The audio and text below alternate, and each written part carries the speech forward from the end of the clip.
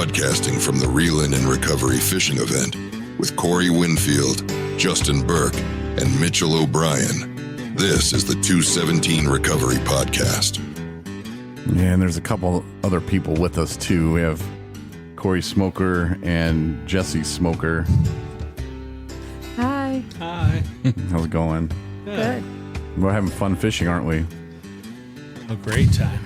It kind of sounds like we're in a studio.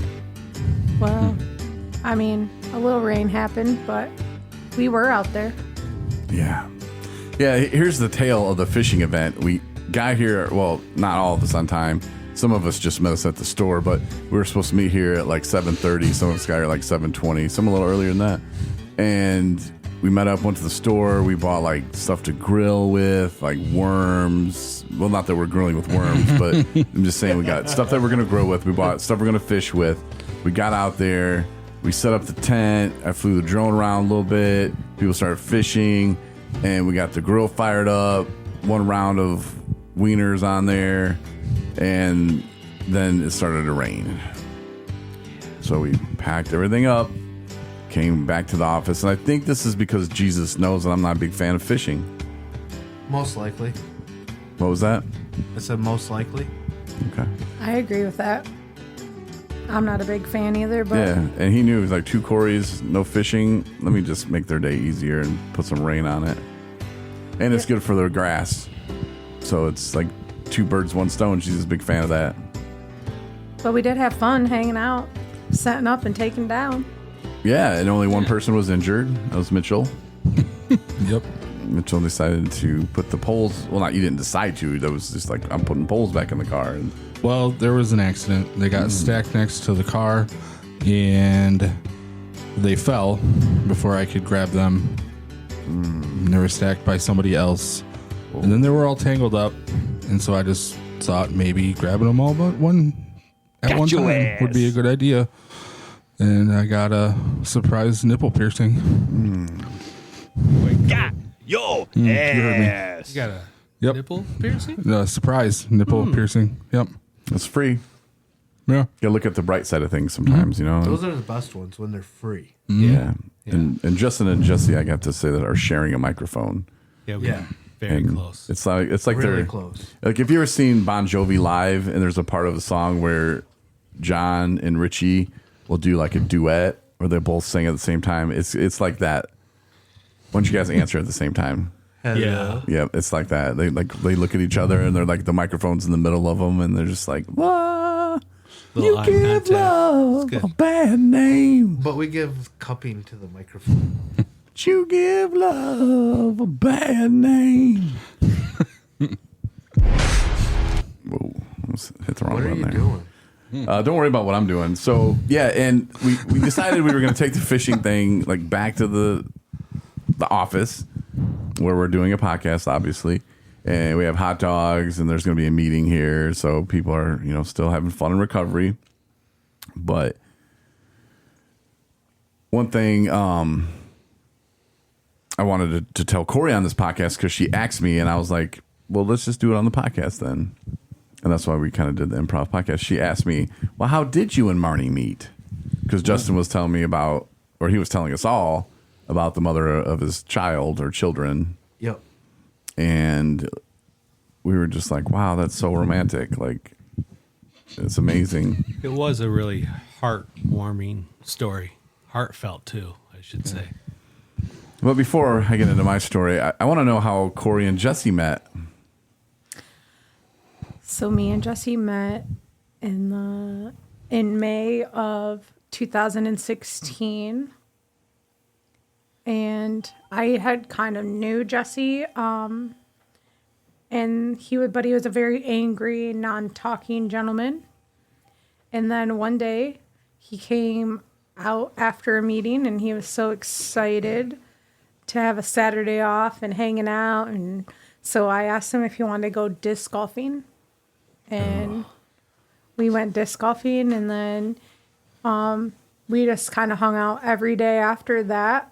And probably about 6 months later, we started talking about how we had feelings for each other and we didn't want to ruin our friendship. And So we really talked through that. And then he doesn't have any kids, but I have one and I couldn't have any more. So we had to like talk through that. And then we just decided that if we were going to date and be together, we were at this point in our lives where we were in it to win it. Yeah, I wasn't really in the mood to do the whole date waste my time thing. I was getting older, and I feel that. I was just like, if we're gonna do this, let's just do it. Let's do it right. You know, let's skip all the BS and let's try to make this work. So do you remember that meeting you were at? I do. You were like, hey, yeah, I'm having a good time today. Yeah, I was at the TC group over on. It's Sin Brant now. Oh, is it? Okay. Yeah, over there. The 8 a.m. meeting, I think. Yep, on a Saturday morning. And this, had you been eyeing her? No, not at all, actually. No, I was pretty miserable and angry when I came in to the program. I didn't really... No, it wasn't even about a relationship. It wasn't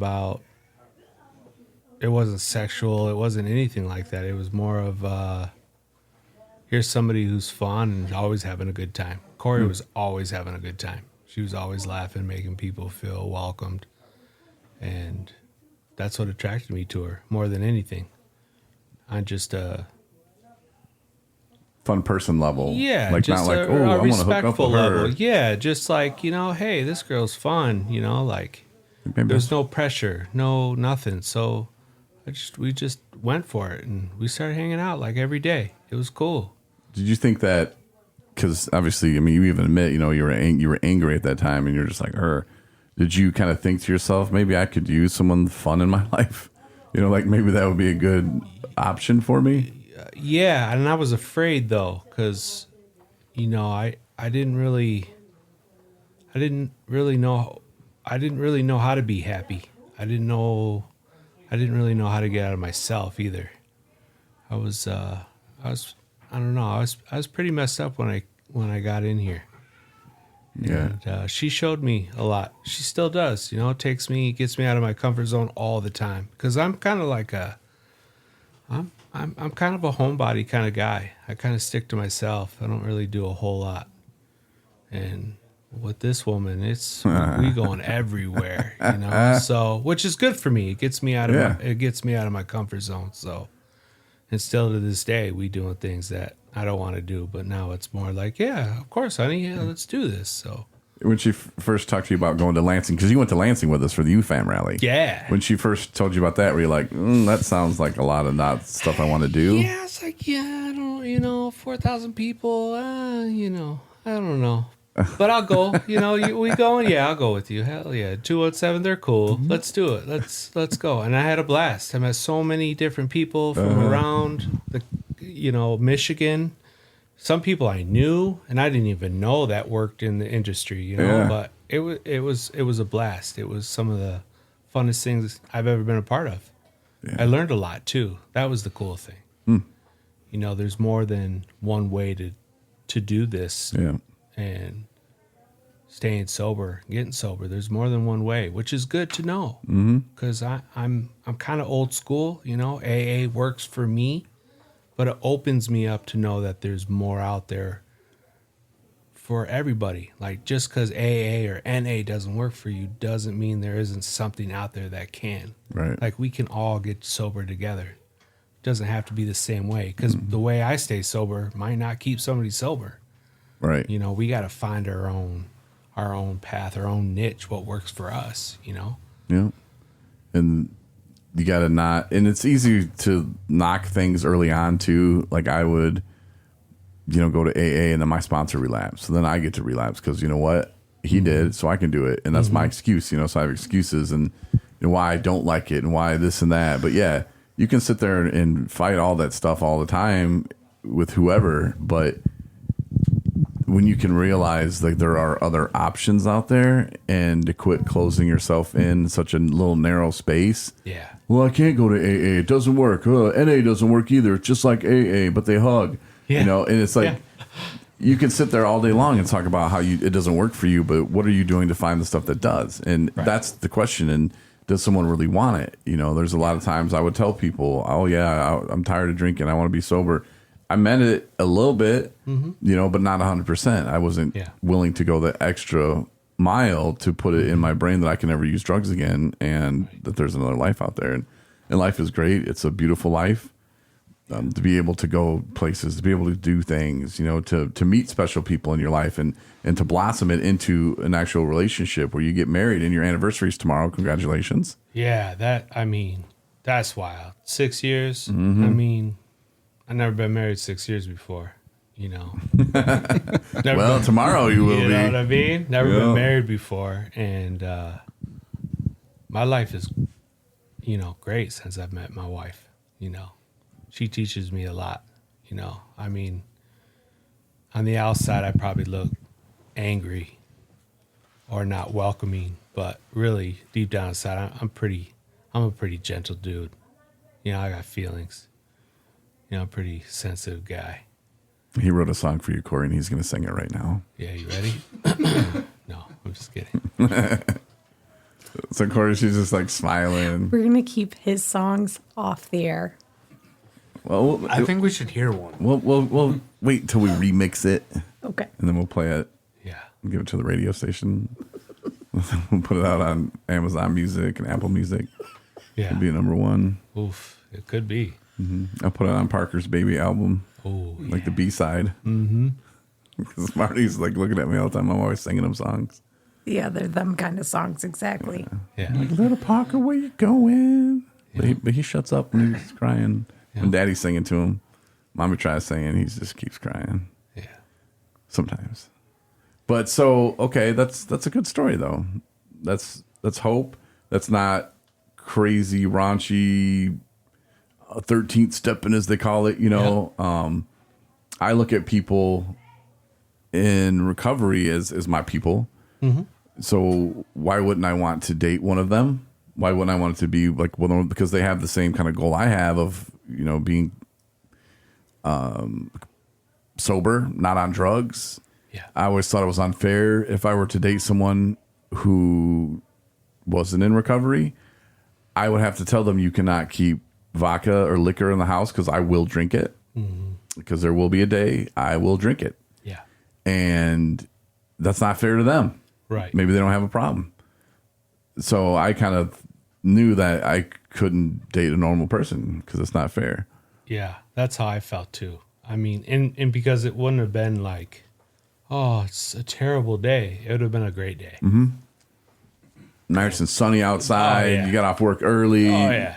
Hey, and you're Going gonna clean the home. house, and you're gonna get the house ready for her, and you can have and you're gonna make some steaks, and Yep. I could have a little drink today. Yep. She won't even know. And then you're at the hotel making excuses while you're at the hotel because you can't sober up, you can't stop drinking, and it's Yeah. like shit. Yep. Yeah. That's So, you know, to just avoid that whole situation, and that's what I kind of chose to do. So, I was working at a treatment center.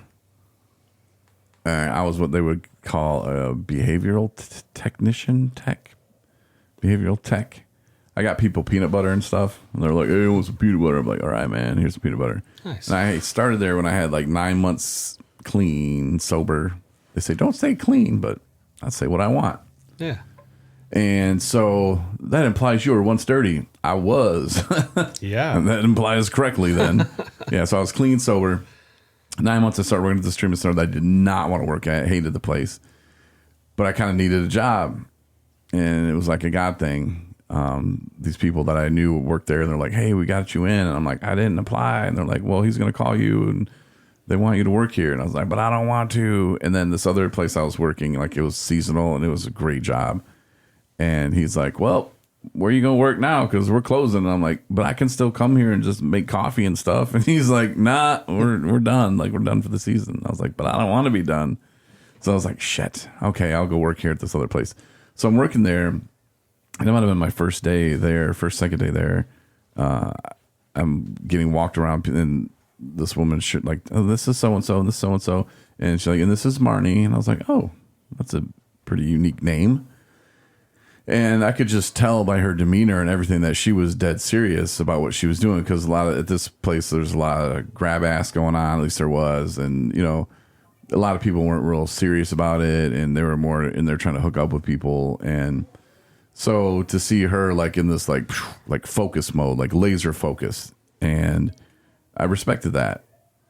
And so we went through recovery coach training and all that. But people would ask me, you know, like, how are you doing it? And I would try to lead by example. We were allowed to like hang out and play cards with them, the people that were in the treatment center. And Marnie would always want to play cards, and I would beat her all the time because that's what I do. No, I don't beat Marnie all the time, but I beat her playing cards all the time. That's what I do. Yeah. And that must be a Corey thing, because my wife beats me at cards at everything. I think she cheats, but... No, and then there are the ones cheating. Like Marnie, she'll get up and there'll be like 2 cards underneath her, and I'm like, honey, I didn't know. And one on the floor. I'm like, oh, okay. All the time. And she denies it, but I know. I was there. I seen it. Yep. Yeah. I seen it with my own eyes. And she says, I exaggerate stories. Psh, okay. But, so, with that being said, she stole my vape one time, because like there were store runs at this treatment center, and you go on store runs, and I was the guy that would drive on like Thursdays. I would take them to the store, and they would let you buy candy, and then they wouldn't let you eat it. Like, this is the dumbest thing ever. And then you could only get certain candies, and they'd lock them up. And she wanted to get these candies one time, and I was like, okay, you can buy them, but you can't have them. But okay, like go ahead. And she did, and I put them in the back, and I left my vape out. I turn around, and it's gone. This vape was like a Cadillac vape. It was too. It had like the time on it and an alarm clock. It was great. And it was huge and heavy. And I'm like, what the hell? And I look over and she's got it. And she's like, I want some candy. You want your vape? It's like, you bitch. Okay, yes, here's some candy. Don't tell nobody else. And give my vape back. And so that was kind of cute. Nice. And then one time, like, she had a watch. I think her mom sent her a watch there because she didn't have a watch and didn't want to know what time it was, and they couldn't figure out how to set it. And I thought that was kind of cute. And then it was such an old school watch, like it was one of them like $8 watches, you know. Yeah. And I was just like, let me see how to. And I couldn't figure out how to set the damn thing either. I'm like, I don't know. I gotta go get peanut butter, people. I'll see you later. But then that was cute. Yeah. And then I come into work, just like normal, and you know she's gone. You know, it's just what happened. You know, like a lot of people. You know, like a lot of people, I kind of liked just because of their demeanor or what they were doing. There's a lot of people just in there bullshitting around. I didn't waste my time. Yeah, because that was me one time too. But to see the people that were like laser focused and doing stuff right, you know, I talked to those people. And Justin, you found that out later when there's another treatment center I worked for. Yep. And I met you there, and it's like if somebody really wants it, I'll help them. But if they're just going to bullshit me, there's no time. I don't have time for that. Yeah. I'd rather help the people that really need it. So, you know, she's gone or whatever. And it's like, okay, cool. You know, just on with life. And then, I don't know, about a month or a couple weeks later, we would go to the church. We'd drive the people to the church, and they would do a outside meeting. And her dad show up to drop off clothes. They were like donating clothes, and I was like, oh, okay. So they like drove all the way from everywhere. Like her dad lived in Ann Arbor, and she was staying in Sutton's Bay, and they drove to Petoskey to drop off these clothes. Wow. So I was like, wow, that's nice, you know. And I remember that day because that was the first time I think I've seen her like in the real world, not in recovery clothes, you know, not treatment center clothes. Yeah. Like, there's just a whole different thing going on when you're in treatment. And so I was just like, wow, she's really pretty. Like, that's too bad she's a lesbian. Because that's what I thought at the time. I had heard her say something to one of the other employees about she had her plan to leave there. And her girlfriend were going to go get a place and blah, blah, blah. And I'm like, oh, okay. You know, so I just thought, oh. And I was like, oh, well, too bad, you know. And I don't know, about a week or two later, I get a friend request from her on Facebook. I was like, oh. Okay, well, I was still working at that treatment center, and they had this policy of you can't be liking, you can't be friends with them. But I looked at it like this: I'm not a therapist, I'm not a counselor, I'm a person in recovery. You know, I don't even have my year yet. you know, like these are my people, Right. Yep. you know, like, It's like your litter mates. yeah. You know? So I was like, all right. So I added her, you know, I was like, all right, well, I'll accept your friend request. And I don't know, a day or so later, she sends me a message and she's like, hey, really cute pics on here. I was like, what? And I looked at her profile and there's a picture of her and some dude. And it's under the little writing under it. It's like, this is love. And I'm like, she must got me fucked up. Like, who does she think she is? Like, I'm not trying to get shot today and messing with somebody's girl, you know? I was like, no. No.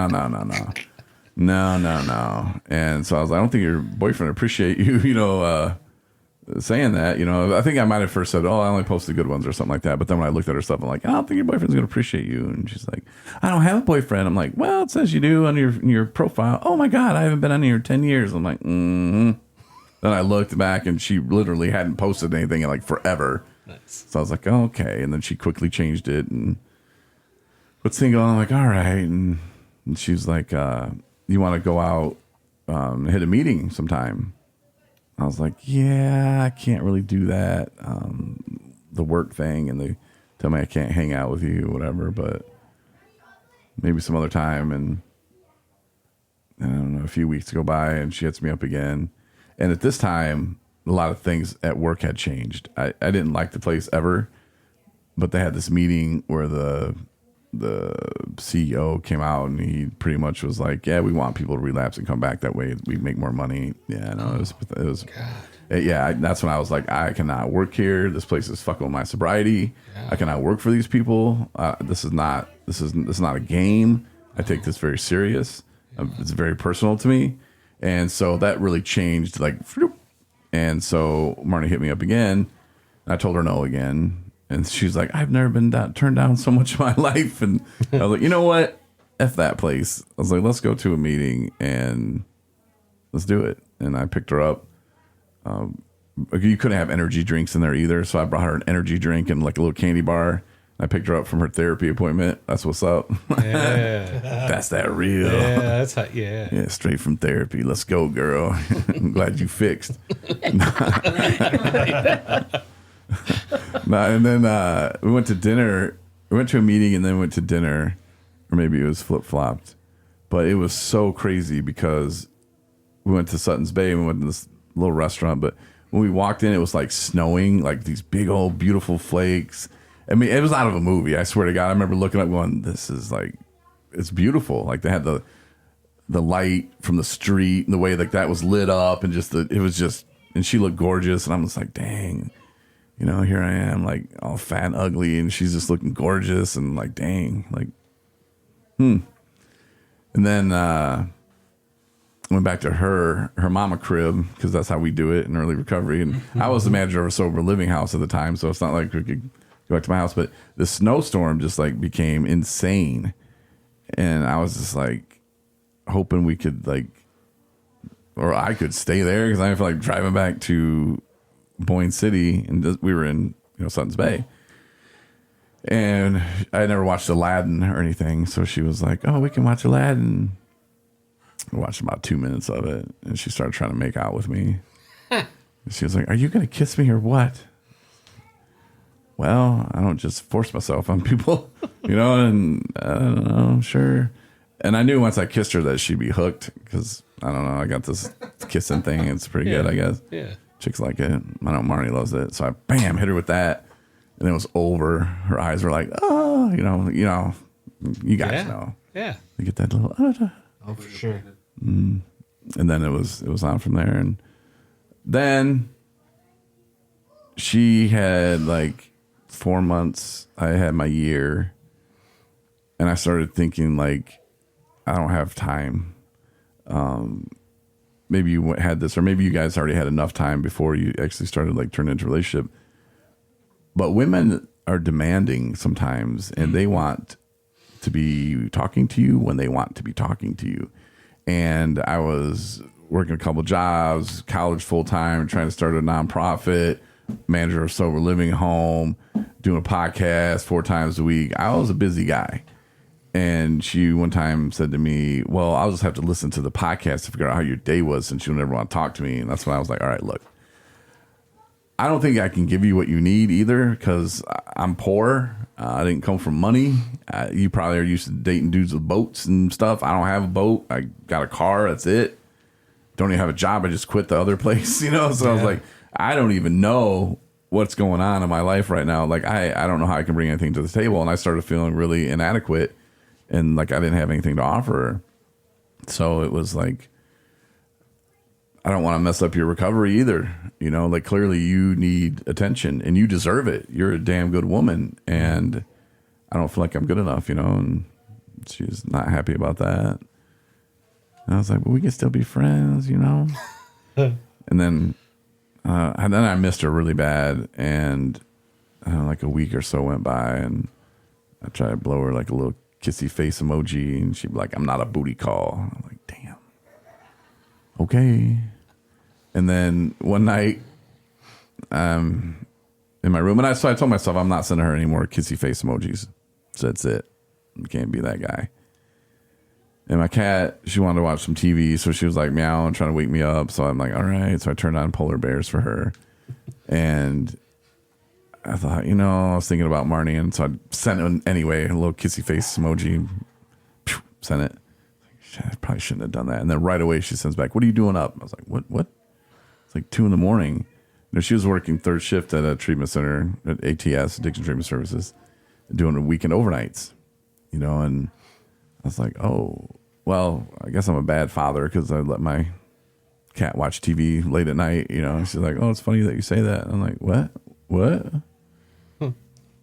She's like, well, because I just took a pregnancy test. I'm pregnant. Woohoo!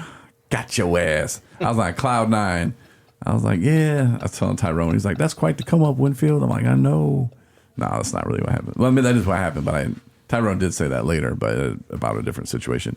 But yeah, so I was like, I was excited.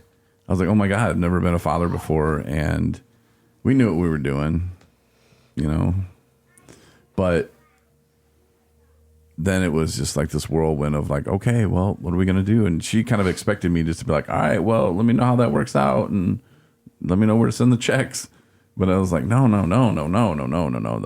I look at it now as like that was me, because I had been praying for someone like Marnie to come into my life for a long time, and here she is, and I'm like denying her, pushing her away. I'm not good enough for her, and I think that was God's way of going, dipshit.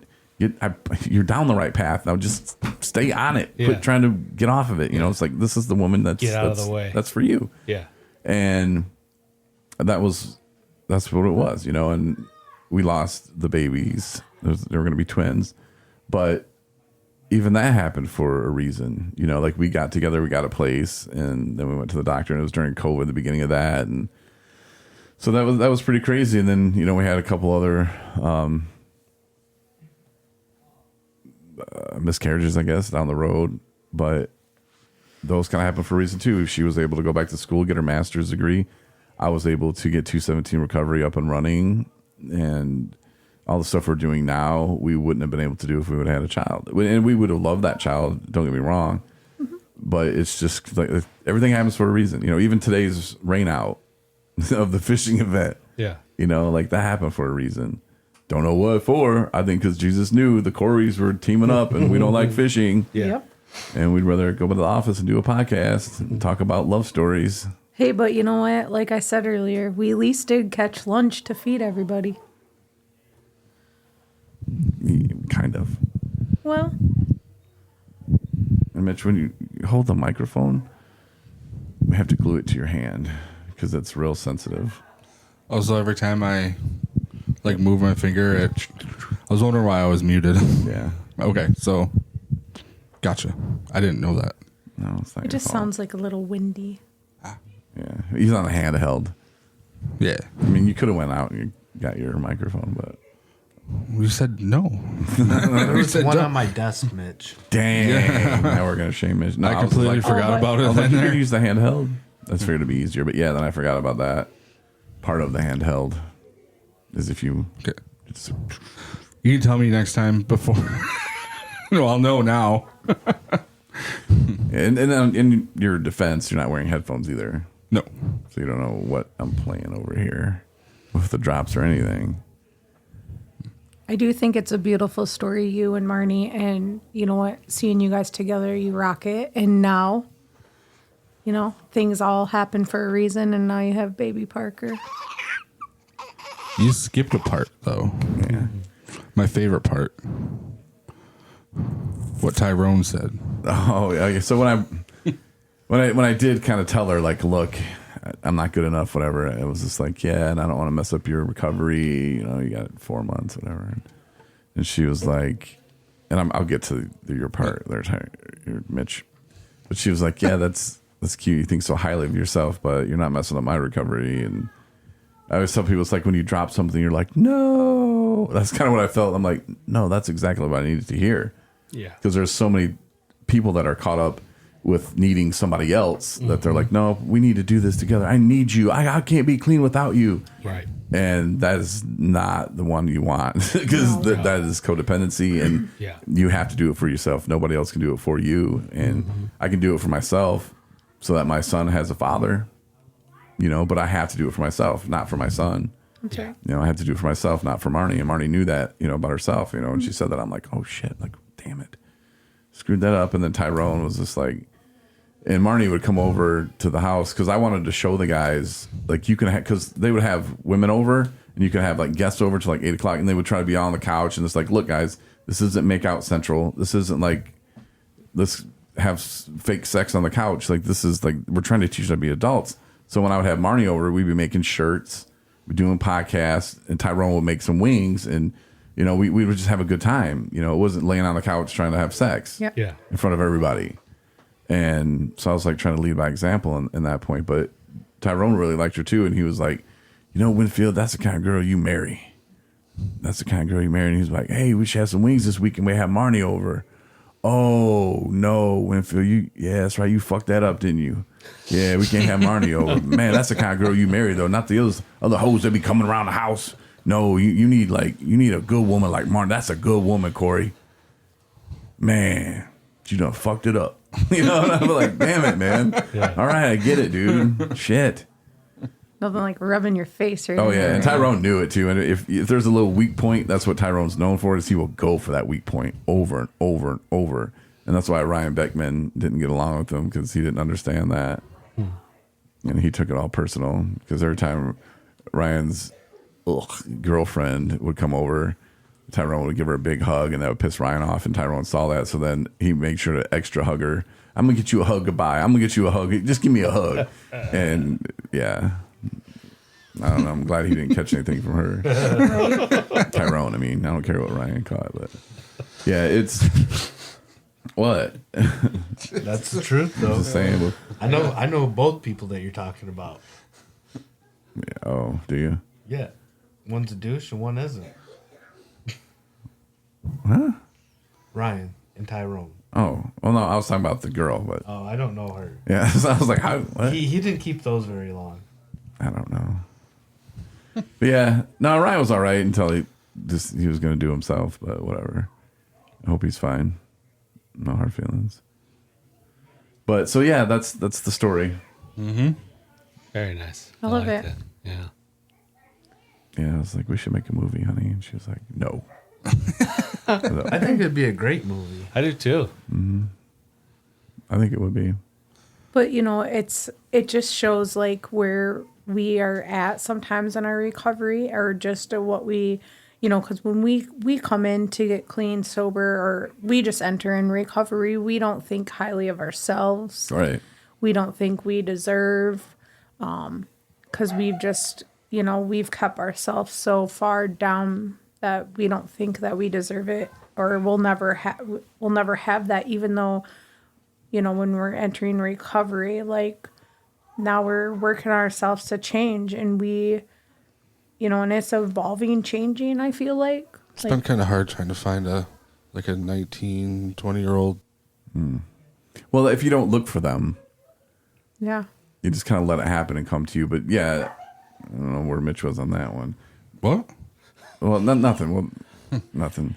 And, yeah, that... Anywho, so Have I'm to glad get all that up in you. it. All right, I'm glad Mitchell. that you did decide to that. Kind of look at the value of it, and that you thought, you did see that you do deserve the love, and that you are worth it, and that I think all of us people in recovery, we respect each other on a whole different level, that we can see through that of that we do deserve the love and the friendships, and that we are changing, and that we are good people. And I think that's makes a amazing connection and friendship between all of us, So One thing I've said, and I wrote down, is I had a list of goals when I left treatment of 5 things I want to accomplish in a year. And one of them was to find a woman worth my love and to not settle. And I put that in all caps, not settle, because we will settle for the first person that shows us affection. And that is the wrong person most of the time.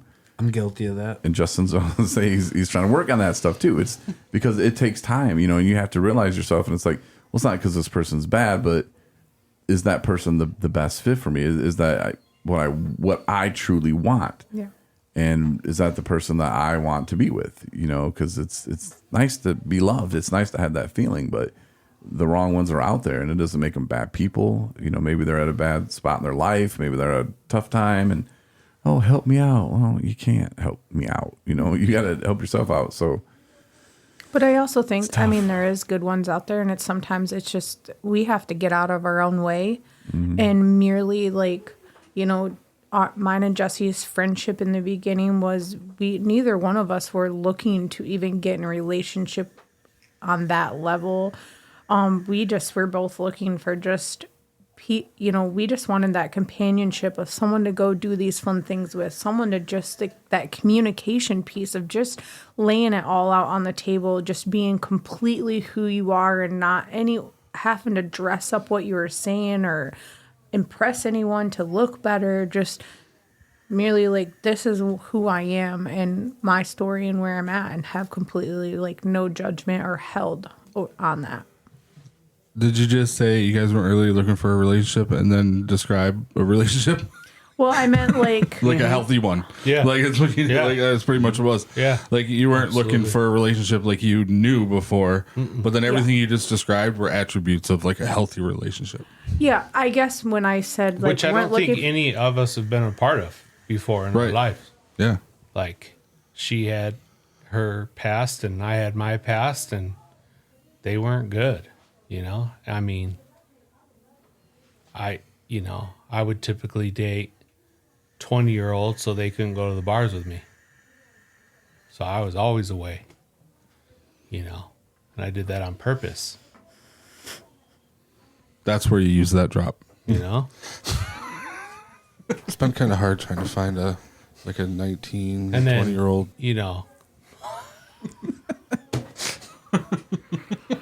And then moving from California to out here and meeting Corey, I thought she was the town whore.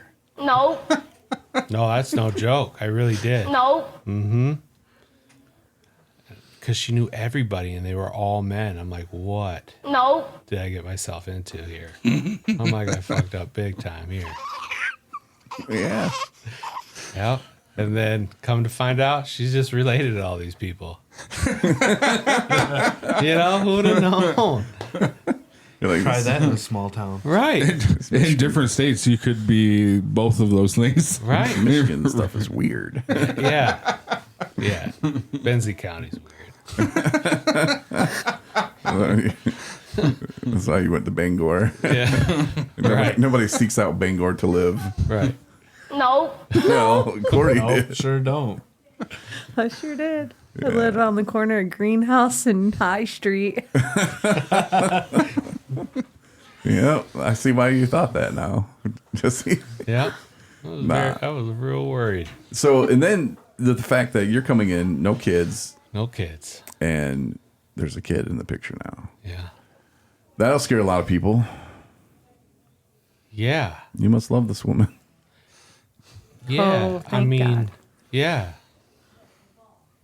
It's kind of funny because back in my heyday, I dated a lot of single moms for whatever reason. I don't know what that was about. I don't know if it was the motherly thing or it's because I wanted kids and I didn't have kids. And then I knew like it wasn't cool that I did that because it's like I would stay around, have a connection, and then leave. And it wasn't so much about hurting the parent as much as I probably was hurting the kid more than anything. Yeah. And so I had to quit doing that. And so then I was like, Justin needed a cough, I think. There's sign language being done over here. and then when I met Corey and she had a kid, I was like, okay, no problem. And that little girl gave me a run for my money because it almost didn't work out. Like she wasn't having any of it, like at all. Like you can come over, but you got to leave at this time. Or make sure you leave before I go to bed. Or if I'm going to bed, I'm sleeping with mom, you can sleep on the couch. Dang. Whoa. Oh, yeah. You This child was no joke. And then when she finally did want Jesse to spend the night, she goes, yep, we're all sleeping in mom's bed and I'm sleeping in the middle. But she also had a dad who was in county, too. So I was like, oh, man, dealt with this before. This never turns out good. Because I'm one, no matter what, I'm a big fan of you have a dad. Right. That's your dad. Like, I don't have any opinion about your dad. I don't really care why he's in county. That's your dad. Your dad loves you. That's your dad. You don't need to call me dad. I'm not your dad. I'm Jesse. And I always told her that from the beginning. Like, don't ever feel like you got to call me dad. I would never expect that. And I've always tried to have them have a healthy relationship, I would say, to stay in touch and to hang out with each other as much as they can, whatever they can do, whatever we can do to help. And it's turned out good. And we're going through some things right now. You know, she's 16, a little wild, you know. She likes to smoke pot. No. She likes to not listen to authority. And No. she's on house arrest and tether. He's gonna shove me. You see where your life could be, Mitch? In a few more years? We're on the road already. I know. Catch us on Recovery Dads podcast. Let's look at the DEA files with Mitchell O'Brien. Oh, the DEA files open just got played, Mitchell. Did it? Yeah, the Recovery Dance podcast. That's just a little teaser of Mitchell's report. That's my section of the Recovery Dads podcast. Nice. You want to hear Justin's? Yeah. Might as well, huh? Absolutely. It's now time to turn to the brat corner I'm gonna be flying. You mean? That's what makes me want to take the next bitch car. with Justin Burke. What now? I'm sorry, I didn't get that. Are you speaking English? That's Justin's brat report. I like that. Or the brat corner. I like that. My favorite part is I haven't heard any of these, and I still haven't heard any of these. You don't have headphones. They're good. All right, here's mine. Now it's time for the crib check with Corey Winfield. Okay. And that's why I talk about, well, here's the new diapers I changed this week, and I learned how not to get peed on. Nice. And we have new sheets every night. Wipe over the willy. Yeah. Yeah. How the TP things? What were those called? The PPTPs? Yes. How'd those work? Not so well. No. I think they're a joke. Yeah. Did Was you it- leave a awesome review for them? No, I was just like, let's put that up. That shit's not going to work. And I just threw it across the room. That's stupid. You didn't return them to get your money back? No, it was a gift from my sister-in-law, Kendra. Oh. It's a good gift, though. I mean, it was a good idea. Yeah. But yeah, his junk wouldn't even fit in it. Dang. Yeah, he gets it from his dad. Hung like bull, you know? Right. It's big when you're little. Stop what, Corey? And your body grows out and it don't. Nah, just kidding.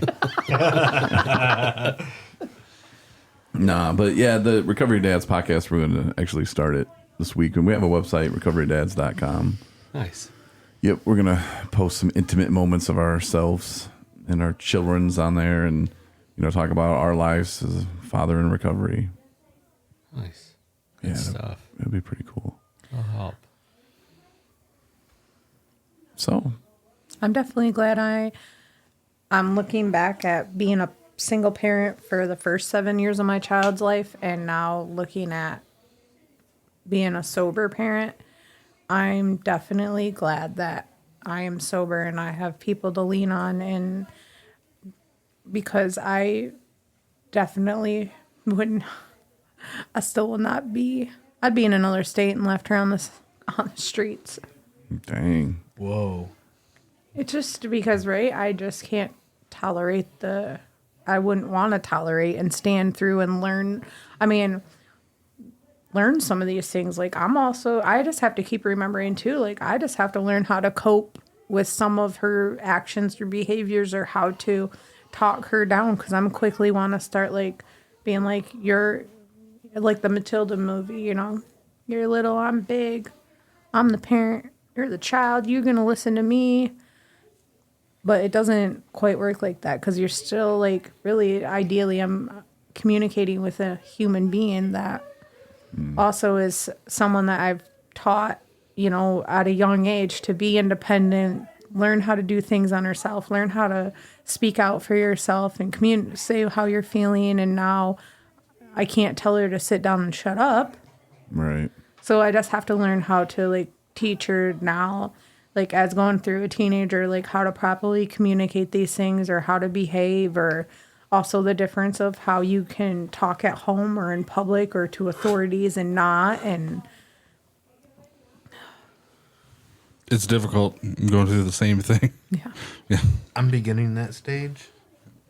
But and you look at them and you're like, God, there I am. There I am. That's me. Comes around, goes around. When I was that age. Yep. But now I'm 40 plus years old, sober, thank God. But looking at this kid, knowing exactly where it's gonna go. Yeah. But they don't want to listen. I didn't either. But it's like, I had to learn the hard way. Yeah. Well, and Justin, I think by the time you get through that stage, you'll be able to help your daughter once she gets there. Oh, come on. Nothing? No.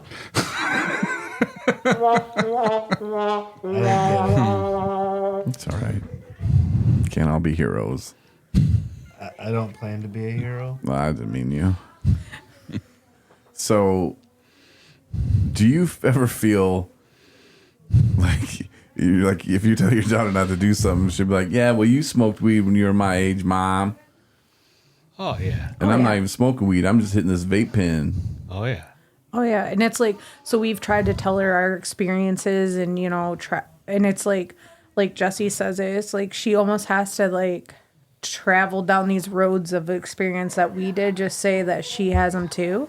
Mm-hmm. So, I mean, I just look at it like, as if I'm working with someone in recovery coming in, I kind of have to like look at my daughter the same way. Like, she's going to have to go through what she's going to have to go through until she wants to stop. I can't make her.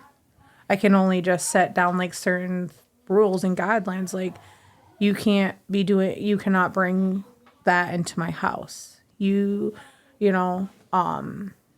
Because this is my home, and you have to respect that we're sober here. But if you're going to do that, then that's what you're going to do. Them are your choices, and you're going to have to learn from them. You ever like throw analogies at her? But like, honey, let me explain. Oh yeah, but it's just like talking to a wall at a certain point. You just see her like. Or you're like, if you're driving down a road that mommy's went down, and mommy says, "Hey, this road's only a mile long," and then it ends, and there's a big dead end sign, you can't go any further. I know this. I was down that road. Now, if you take a left off that road, I've never been down that road. I don't know about that road. That road, you can maybe try on your own, but I'm telling you, this road here leads to the dead end. You know, like if you want to take a different road, that's fine. If you want to go explore on your own, sure. It's meaning like, and then they like tie it into drugs and like. Oh no, she's the kind of kid that she's like, oh, dead end sign. All right, well I'll get on my horse and I'll make a path. But then there's midget bikers down that path. Okay, I'll hop on the back of that. People. There's little people bikers down that path who kidnap people and eat them in their basements. I'll go. You know, I'm just happy that my daughter hates the smell of weed and wants nothing to do with it. Yeah. For now. Yeah. Like we were outside last night. I was putting some stuff in our outside like little storage area at the apartment. So she can eat out there? No. And she comes outside and she's like, "Man, it stinks out here. Like this is horrible. Like I don't want to be out here right now." It's good. I was like, "That's good. Just stay away from the brown bottle." The only thing I tell Michaela is like, look, this disease runs on both sides of your family real strong. Like, you gonna do what you gonna do, but I'm letting you know, you got a good shot at being us. Just letting you know.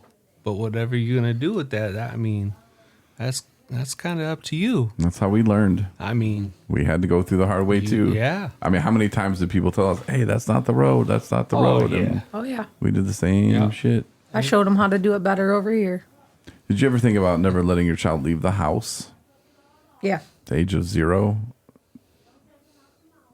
Because I think there was this movie I watched, a couple of them. Well, you ever see, was it Cloverfield or something? Yeah. Where they're like trapped in the little thing, and then he's like, "No, it's so bad out there." Yeah. If I just tell Parker that, like, don't go outside. It's like people gonna get you. They're gonna get your ass. It's like my cats. My cats don't go outside. I tell them that all this bad shit's outside, and they see these big ass crows, and they're like, I mean, trying to get scooped up by a crow. That's a little understandable though. The little cats though, you know, those are high class cats. They ain't gonna make it outside. No, they would be like, "What? Am I catching what?" Right. But I think the bigger Parker gets, the more you'll be willing to let him explore. I don't know, but see, Corey is getting to experience something that we have not. Right. Him and Marnie are been in recovery, and now they get to have a baby, and they're in recovery. Where I think us three, is safe to say that we had children and we were in our addiction. Yes, ma'am. So that's what someone told me one time too, is not only do you remember that you had to learn things, you know, I was pretty much trying to start over with Michaela on rules, routine, all these things at the age of 7. Right. yeah, they learn a lot. Yeah, from 0 to 7. Yeah, there's a lot going on, and I wonder if there's some resentments there. There has to be. Oh yeah. Oh yeah. Michaela says it all the time. Yeah. Mom, you used to be fun. Oh yeah. Rule. I mean, or you let me do this, or you know, just I'd buy, pawn her off on people so I could go do what I wanted to do. We were always on the road. Took her to Bangor. Well, she was actually born in Holland. Okay. Her first 2 years of residence were in Bangor.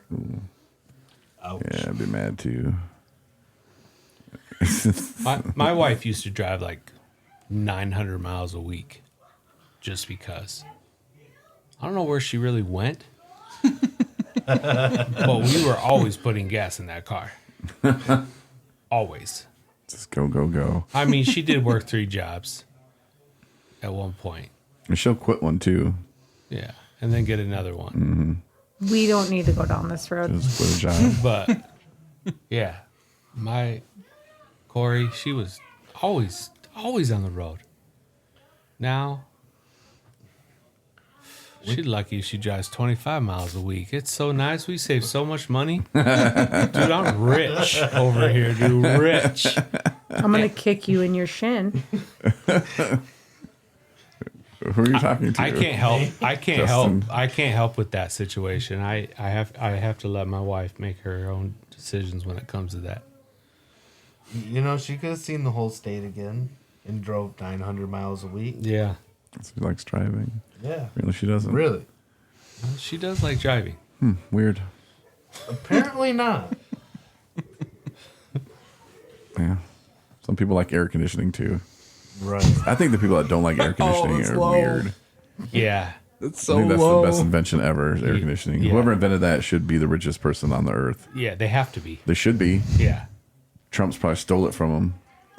Yeah. It's all Obama's fault. Late June can't So- come soon enough. I hate having swamp pants. I watered all of the plants. All of them. Well, I didn't want to say swamp ass. Hey, it's a real thing, dude. It is That's a real national, thing. You know, I hate having that. natural occurrence. Well, we didn't get swamp ass today. No. Not at our fishing event. But we do have recovery stories coming up. Recovery Stories Message of Hope Part 3. Nice. Corey, you're going to be one of the storytellers. All right. Yeah. Ooh. So have you figured out your story yet? I've been really thinking about it. Okay. 5 minutes Yep. on Don't the write topic. it down. Don't be late. Yeah, we're going to do a practice at some point. I thought you said this weekend. No, I don't feel like it. We're not doing it canceled it? tomorrow now? No, I got to do daddy stuff. Okay. Like let Whoa. Marty go do whatever she wants to. Be daddy. I'm so proud of you. Thank you. Appreciate it. Yeah, so no, and if you guys suck, it's on you. It's your fault. No, I don't we care. want it to go smoother than any other recovery story. First one went pretty smooth. Yes, it did. The second one, the audio was way off. Yeah, and it didn't go smooth. No. So we're Started gonna, early. we're gonna have a smooth transition. Yeah. Yeah, we got an MC this time. Who's MC? Mitchell O'Brien. Right. I almost got beat up by this kid for snoring, but I was like 4 times his size. So, I mean, yeah. Yeah, so we figured that maybe he'll tell that story. But yeah, he'll keep it going, and yeah, we'll have it filmed, and hopefully the sound will be much better, and we can actually put it out there on the internet like the first one. So, Right. but yeah, if it could go the smoothest of the smoothest, I'm cool with that. And we got a food truck, taco trucks coming. All right. Yeah, so that'll be Sober fun. Eats. Yeah. Like tacos. Yeah, we got food. We got meal tickets. Because were you at the last one, Jesse? Yeah. Well, there was some spaghetti there, and then the spaghetti was not there. Yeah. And Yeah, but you had a full house though. It was We nice. did. It was cool to see. Like it was okay that I didn't get food. but see, that's the thing. There was some people there that were like cartoon size plates. Yeah. 3 of them. But that's I mean, I feel like that's young in recovery, They don't really know. It's a cooked meal. they thought it was all you can eat buffet. Yeah, And they were just like, I'm gonna eat all I can. Right. Like they thought it was a race or a that competition of how much that made spaghetti me can you happy eat. though to see people really enjoy themselves. But we got tickets this time, meal Nice. tickets. So everybody will get Nice. a ticket. If you want another one, well, we'll see Yeah, how it's going. I mean, That's of a course, good idea. everybody in this room, we can get like 5 of them. right. Oh yeah, Yeah. You know, we're those people. But that way, it'll make it a little bit sure. less that it's going to run out. Mm-hmm. And then I don't know how we're going to remember. We gave someone a meal ticket. Write their name down on a registry. Jesus, No, a little man. stamp. Yeah, I was thinking stamp. Just a little stamp. I think just wash it off. Right in the forehead. Yeah. Hit him. There you go. Yeah. I ate. Right. Close your eyes. Fed. That'll be the first stamp that you have on your hand. You won't be ashamed when you go to work tomorrow. You won't be like, no, I You can get a go out. 217 stamp. 217 recovery stamp. Yeah. Oh, that'd be cool. Yeah, Justin, he has all these great ideas. Like, we should get a flag. So we have a flag in the Yeah, office. that's nice. I saw that. It's very nice. What is it for? I don't really know. It's nice though. You could put it out by the sidewalk though. That'd be cool. That was kind of my idea, and then I got told that it doesn't leave the office. Oh, Yeah. one of my favorite things is when Mitchell has an idea and Justin goes, "That's a good idea," and then he goes to Corey and says, "Hey, I got an idea. We should get a flag." I think I came up with that. Yeah. Okay. I mean, sometimes that's just how you come up in the world, Yeah, I mean, look at what happened with Apple, right? All started in a garage. They were all friends, and Yeah. Yeah, we just need to find some friends. Bill Gates didn't like Steve Jobs very well, did he? Right. Yeah, no, the stuff that 217's been doing, and these guys have been great, and Yeah. moving it and advancing it, and us, and who knows, in a year, who knows where we'll be, and the way God's been working, like, we couldn't even imagine how great it's going to be. Like, we could see him like, it'd be cool if this, and then a year from now, we'll look back at it and be like, we aimed so low. Like, instead, now we got this, and they're like, I didn't even see it coming. Every year since I've really met you, it's grown like 10 times from what it was the year before. Yeah. I think it's beautiful and it's amazing. And to see, where all individually you guys have came from and to come together and just, raising the bar. It's beautiful. I'm proud of you guys. Thank you. Thanks. And we appreciate you guys hanging out with us and coming to events with us, even though it rains. And Oh, absolutely. We have a good time no matter what. yeah, It's fun to come hang out with you guys. Just to all get to be who we are and just laugh and have a great time. And that's what recovery is about, though. it is. Because if we're not having fun in recovery, we're going to leave. Yeah. True that. It's that simple, It really is. And some people, how do you have fun? Right. Well, you're not letting go, man. Like, Yeah. you really have to get over that, and things don't happen overnight. Yep. And you can be sober 5 years, and you look back and you're like, man, that was the longest 5 years of my life, because you actually remember it. And then you think, I've done all of that in 5 years. Holy shit, that's a lot. But when you're day by day in it, Yeah. it doesn't seem like anything. Oh, no progress. And sometimes it's just an email you need to send today, and you need to get the answer to that in 2 days, and then you go from there. But like, you can't do it all in one day, just like you can't get 10 years in one day. Right. I tell people that all the time. Yep. But people get antsy. I used to get antsy. I wanted all of this day two. Oh, yeah. And I would have been so overwhelmed. Yeah, There's I wanted no way. 20 years in my first week. Yeah. It's just, you'd be so overwhelmed, like you wouldn't even know what to do. Yep. So that's why I say God gives you, as you can handle it, as you're ready for it, and even the bad things that happen, miscarriages, whatever, there's a reason for it. It's not up to you to understand the reason. Just know that it happened. That's why I tell people too. It's just bad things will happen. You'll get told no. Right. And then you look back 6 months later and go, God, I'm so glad that didn't happen, because that was the wrong way to go. That would have messed me up. Even moving to Traverse City, I was just thinking about the other day. I first tried ATS, Sober Living, and the dude didn't call me back. And then I called TC Retreat was another one. And I talked to that guy, and whoever was managing at the time was kind of a douche. Can I say that on the podcast? Yeah, I said it already. I know, I swear in here all the time. I was just trying to emphasize that I called the guy a douche. And he was like telling me, like, well, we're across from Industrial Park. I'm like, okay, cool. He's like, where are you going to work? I'm like, well, I'll probably go to the radio station, get a job there. Oh, what if they don't hire you? I'm like, well, I have tool and die background. I can work, he said the Industrial Park's across the street. I'm sure I could be a machinist or something until something pops up. What if you can't get a job there? I'm like, I don't know. Or you want to flip burgers? I'm like, I've never flipped burgers before. I probably wouldn't be very good at it. You wouldn't work at McDonald's? I'm like, that wouldn't be the first place I'd go to. No, like, I would go to the radio station. I would go to tool and die place. Like, what? Like, what are you trying to say? Well, I'm trying to say, man, is you need to willing to do anything. I'm like, well, there's a lot of things I wouldn't do. I wouldn't throw my mom off a bridge. I wouldn't run over my cat. I would start going like Corey Winfield with it. Being a real asshole, kind of like, I wouldn't put this in my mouth. I wouldn't put that in my booty. Like, there's a lot of things I will not do for this. I'm just saying, I got lines. Yeah. I'm not going to cross them, but. And I was just like, yeah, I'm not going to do that. But then I was thinking, though, the other day, like, how different would my life have been if I didn't go to Boyne City, if I didn't go to Nathan's house and start the podcast with those guys and the people that I was in treatment with. And if I would have came here, my life would have been shittier. I probably somehow maybe would have worked for Addiction Treatment Services, but I'd probably still be there doing something I don't even like, like. Because I'm not trying to be a drug counselor. I'm not trying to be any of that. I just want to help people in recovery, and I think I'm doing a pretty good job with what we do here. But I sit back and think about that too, because when I was leaving treatment, like a few weeks before I left treatment, I really wanted to go to Sober Living in Traverse City and hang out with everybody I was in treatment with. But I'd say probably 98% of everybody I was in treatment with relapsed within 6 months. You know, and where would I be at today if I would have went and hung out with all them people in sober living where they were at? I would be in the same boat, you know. Where would my life be at today? I'm just glad I had a good mentor and a guidant person to guide me to try to put me on a better path in life and lay out stepping stones, whether if I chose to walk on those stones or not. That was my choice, you know, but at least I was given those options in life. Yeah. And then when I got out of jail for my drunk driving, well, the judge had told me, like, don't be using drugs and don't be drinking and all that.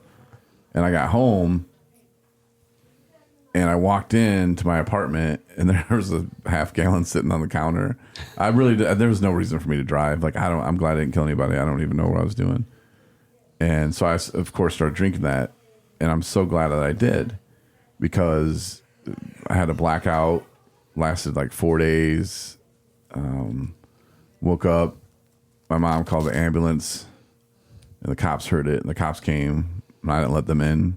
They're like knocking. I'm like, you keep on knocking, but you can't come in. And then my stepdad comes over with a key, because my mom was like, you got to give me, your stepdad a key, because I don't want your cat to eat you to death, because you're going to die. You're going to drink yourself to death, and your cat's going to eat you, and I don't want your cat to have to go through that. Yeah. I was like, damn, that's brutal. Yeah. So my stepdad lets the cop in. I'm like, shit. I was kind of mad, but I'm so happy that happened. I'm so glad that I drank that last time. Yep. Because I would not be in this room with you guys right now. Oh, absolutely. I mean, if I'd just been like, well, I'm going to listen to the judge. Yep. No, I probably would have just been sent to outpatient again. And Yep. But the fact that I did drink again, then they're like, all right, you got to spend another week in jail. Mm-hmm. And then they were like, you need to go long term. You need to go somewhere not here. Yeah. And so then that sent me up here. But yeah, if I wouldn't have drank then, a lot of people are like, oh man, I regret that last time I drank. Yeah, I had to. It was part of God's plan. Yep. I agree. I needed to. And that maybe He put that there, because I don't know why I was driving. Yep. The unopened half gallon right on the counter. Yep. No sense whatsoever. Yep. I had to go back out one more time for a whole year, just to make sure, just to really make sure that I was convinced. I'm glad I did, because you knew, or now you know. Now I know. It's like there's no guesswork in it. There's no thank you. I'm good today. Yeah. It's amazing, the stuff that we'll have to go through, and the stuff that we will go through. Mm-hmm. And even for people listening to this, maybe they have gone through it or have family members going through it or whatever. But it's not that they don't want it. It's just they don't know how good it is to be on this side of it. Yeah. Like if you were to go back in time and tell yourself, like if you were to travel back in time and saw yourself 10 years ago, you still wouldn't listen to yourself. No. You'd be like, cool, I got 5 more years in? All right, straight, bro. Right. Like you still wouldn't listen. Right. And I wouldn't even tell myself shit. No. I wouldn't. I would let everything play out just like it did. Yep. We're the lucky ones. We really are. Yeah. There's a lot of people out there still struggling. A lot of people, with DUIs or getting into accidents, and now they're in prison. And, at least we were the lucky ones that found this side of it before that side got us, because it will. Like the bad stuff will happen. Yeah. I mean, how I didn't kill somebody, that's a miracle in itself right there. Yeah. Right. There's many times driving with one eye open, not knowing how I even got home, thinking I didn't drive, like I got dropped off, or looking out the window and the car's in the front yard, like, oh God, I don't miss that. No. Walking around it to make sure everything. Ugh. That stomach, that whole feeling you get, everything just drops. And you're just like, oh my God, so bad. Yeah. Finding your phone in the freezer. Yeah. Like, what? I did a ride recently, and they said when they would start drinking, they would freeze their car keys, put them in the freezer, because they figured by the time they would get drunk and want to go drive, that they'd have to thaw the water wherever they put their car keys in out to even be able to drive. And by the time they would do that, hopefully it would discourage them from even driving. I was like, I've never heard that before. I even thought that keyless entry, you leave the keys in the car and lock it, that by the time when I'm in a blackout, not going to remember that code. You do. Yeah. Subconsciously. That's how I woke up in jail on my second DUI. The last time I drank. But I'm The only thing I was sure of is that I know I was in jail for probably drinking and driving. That's the only thing I was sure of. Right. I'm glad you drank that night. I'm glad you didn't kill anybody. Because again, you know, like you wouldn't be here right now with us. So it's crazy. Yeah. Doing the pub crawl on Saturday, March 16th, 2015. That had to be pretty scary. What? The pub crawl? Huh? Yeah, boy, she remembers. Were you crawling between them? No, she got right in her car and drove. She's doing just fine. To Burger King by Myers. Whoa. And then I got, If she would have just gone down the road a little more, there was Burger King right there. but I decided to go the back way to Lake Ann, up to Barney Road at the stoplight. And, you know, the light turned green to turn, and the car in front of me didn't go. And I did. I got Whopper Juniors to eat here. Like, Oh, no, it was chicken nuggets and fries and ketchup. Okay. Did you eat your nuggies? I don't think she got them. No, they went all over the car, and the ketchup was all over my hands and my money and my driver's license, so they let me keep all that because they thought it was blood. Because I was in an accident. Nice. Because when I hit the car in front of me, I put it in park and got out and started smoking cigarettes. Well, at least you didn't run from the scene of an accident. Nope. They don't like that when you do that in Benton Harbor. He's gonna shove me. No. All right. Well, we've been doing this podcast for an hour now, so we should probably just wrap it up and eat some hot dogs and finish our fishing event inside. All right. Sounds fun. All right. Well, Jesse, I appreciate you coming by. Thanks for Corey having with an us. I appreciate you coming by and trying to fish with us and do stuff. And Justin, appreciate you coming by and sharing a microphone like Bon Jovi and Richie Sambora. That's right. And Mitchell, We enjoyed it. We did. thanks for just hanging It's a out. bonding buddy. moment. Yeah, for That's us. right. It was good. Yeah, and you brought your son to the fishing event too. That was nice. Yeah, it was Then we nice got to to see cast you, too. once. Yeah, it was nice to see, though. You were busy helping everybody get their fishing poles ready, though. That was nice of you. I try and help. Good job. Our kids are running around here somewhere. I'm worried about it. I've heard some things through the No. wall that I'm a little worried about. So, I am too. All right. Well, appreciate it, and we'll talk again soon. bye. Bye. Thanks for listening to the 217 Recovery Podcast. Listen to over 900 episodes on the 217 Recovery app that's free in your app store or online at 217recovery.com.